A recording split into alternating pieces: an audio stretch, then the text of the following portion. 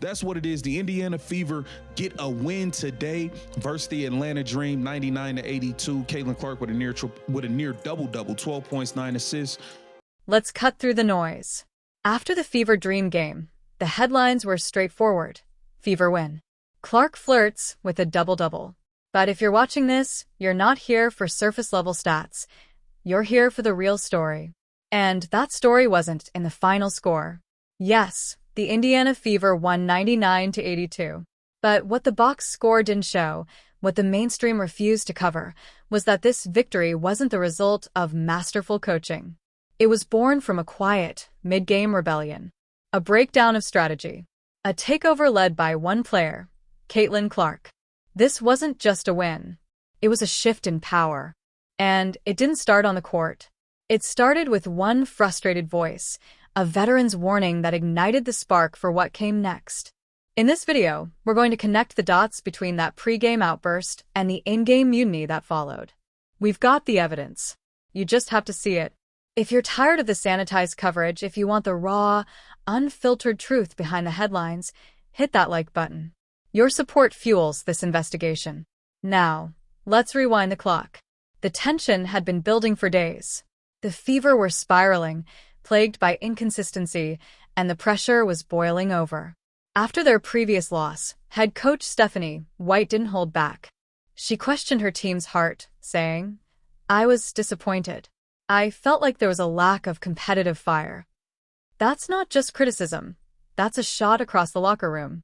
But while Coach White was pointing fingers, someone else was pointing toward a solution. Sophie Cunningham, the emotional engine of this team, went off script. She addressed the media directly, and her words weren't vague. They were a challenge. "We're running out of time. It's going to light a fire under our butts. So hopefully, you're going to see that energy shift tomorrow." And she wasn't bluffing. Barrage by Jordan Canada, who had 26 points in the first half. Many might brush off Sophie Cunningham's words as standard player speak. Just another "we've got to play harder" cliche. But those of us who analyzed the narrative, we knew better. Her statement wasn't just a rallying cry. It was a warning shot. A signal that something inside the Fever locker room was broken and about to be reset. Cunningham wasn't just promising more hustle. She was publicly challenging the team's entire approach. In plain terms, she was saying what we're doing isn't working and something has to change. She lit the match. And the first half against the Atlanta Dream? That was the kindling. The game plan, whatever it was, disintegrated almost immediately. The Dream, led by a scorching hot Jordan Canada, blitzed the Fever off their own court. It wasn't just bad. It was a system failure. A defensive disaster. Let's put this into perspective. Jordan Canada, a career 8.9 points per game player, dropped 26 points in the first half alone. She nailed 6 threes. The Fever's defense?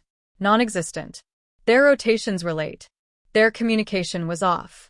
Their energy, that elusive fire coach Stephanie White demanded in the media, was completely missing. They looked lost, disconnected, passive. By halftime, the scoreboard told the story. Fever 40, Dream 45. Down 5. But the number didn't matter, the pattern did. The Fever were failing not because of individual effort, but because of a flawed strategy. And now, the team had two choices: keep following a broken system or revolt. And revolt they did. This is where the real story diverges from the surface-level recap. Because what happened next wasn't drawn on a clipboard. It didn't come from a coach's speech. It came from within. We don't have a transcript from that halftime locker room, but we don't need one. The second half was the transcript, the evidence, the confession. A dramatic, undeniable shift in how this team played. They didn't just come out with more energy, they came out with a completely different identity. The ball was in Caitlin Clark's hands. Constantly. She became the engine, the floor general, the decision maker. That, right there, was the smoking gun. This wasn't a tactical tweak. It was a philosophical mutiny. The team, consciously or not, had taken control of the offense and handed the keys to Caitlin Clark. And the results? Immediate and explosive. The Fever dropped 59 points in the second half. They didn't just erase the deficit, They turned a 5-point loss into a 17-point blowout win. Caitlin Clark didn't just finish with 9 assists. She dismantled Atlanta's defense with her gravity, her vision, her command. She bent the Dream's defensive shape until it snapped, opening clean looks for every teammate. And those teammates? They delivered. Sophie Cunningham, the player who lit the fire pregame, was on fire herself, hitting 4 clutch threes and racking up a 16-point, 10-rebound double-double. Kelsey Mitchell, often streaky in a rigid offense, looked unleashed, pouring in a team-high 25 points with rhythm and confidence. This wasn't a coincidence. This was the adjustment players have been hinting at for weeks. Let's not forget what they've said. Dantas, Boston. Two things very interesting in the second half. Number one, they made sure Caitlin Clark had the ball in her hands. She became the creator of offense. And they made the adjustment themselves. So, here's the big question, and we want you to weigh in. Was this a conscious decision by the players to wrest control of the offense from the coaching staff? Drop your theory in the comments. Because what happened next only deepens the case for a player-led takeover. The shift wasn't just on offense. That new energy, that sense of purpose, it bled into their defense. With the offense flowing and the crowd behind them, the Fever came alive, and leading the defensive charge was none other than Caitlin Clark herself. The same player running point on offense took it upon herself to guard the hottest player on the floor, Jordan Canada. And what followed was one of the most shocking defensive turnarounds you'll see in a WNBA game. Jordan Canada, who dropped 26 in the first half, was held to just 4 points the rest of the way. 4. The same woman who looked unstoppable now struggled to even find clean touches. Clark's intensity, positioning, and on-ball effort made the difference. But it wasn't just her. The entire team locked in. The help rotations were tighter. The communication was sharper. The urgency was real. Aaliyah Boston and Sophie Cunningham, who literally said, we need to play like with Caitlin. The way Caitlin plays, we need to adjust to Caitlin. Just a win. Not just a comeback, but a coup. A strategic and spiritual takeover that changed the trajectory of the Indiana Fever's season. The coaches didn't flip the switch. The players did. And Caitlin Clark? She didn't just lead the charge. She became the system. From 26 points to just 4, that's not a slowdown. That's a complete neutralization. Jordan Canada went from unstoppable in the first half to invisible in the second. And this wasn't a result of some clever halftime coaching adjustment. This was the result of a player stepping up, taking Caitlin Clark. She took on the toughest defensive personally and shutting down the opponent's best weapon. Caitlin Clark didn't just lead the offense. She embodied the competitive fire that her coach had claimed was missing. That's leadership in its purest form.